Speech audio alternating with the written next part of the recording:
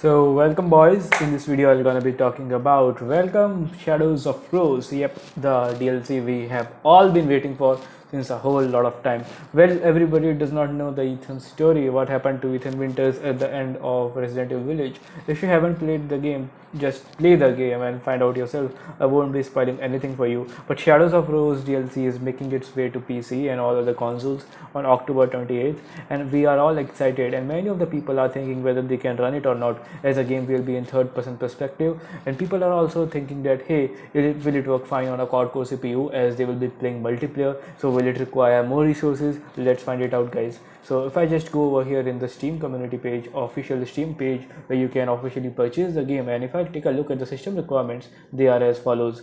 So basically the Ethan's DLC requires a Core i5 7500 at least and 8 GB of RAM, and you can play this game at least on a 1050 Ti. So yes guys, the system requirements are very much on the higher side. If you want to play the game smoothly, at least you need to have a 1050 Ti. If you have a 1060 or if you have a 1070, I mean 1060 or 1070, obviously they will be running the game at medium to high settings very easily and very smoothly comparatively to the 1050 Ti and other low-end GPUs like 1050 or 960. Hell, 960 is not even in the recommended list. So the Shadows of Rose DLC will gonna be a very heavy game, just as the Resident Evil Village. If you do not know, when the official Resident Evil Village game was launched, it was plagued with stutters and lags even on higher tier GPUs.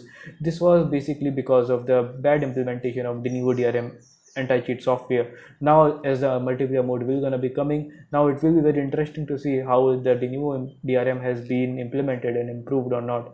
Basically, Resident Evil Village, the lagging issues and the stuttering issues were fixed after about 6 months of the game's launch. So we are very excited to see whether there will be a good optimization for the multiplayer mode and for the DLC in the new Shadows of Rose DLC. Other than that, you can play as Ethan Winters in the third person mode in the official and the original storyline of the game. So we are all very excited for that as well. But the main thing is, can you run it very smoothly? Let's see at the recommended requirements now. So the thing is, the major sweet spot comes between the minimum and the recommended system requirements. If you have something between minimum and recommended system requirements, which mean if you have something between a 1050 Ti or a GTX 1070 or RX 5700, you can run the game at medium settings. If you have the recommended requirements, you will be able to play the game at 1080p 60 fps high settings. Yes, the frame rates might stutter. Basically, if you just see, AMD Radeon 6780 or 2070 are required to play the ray tracing. Yes, if you want to play,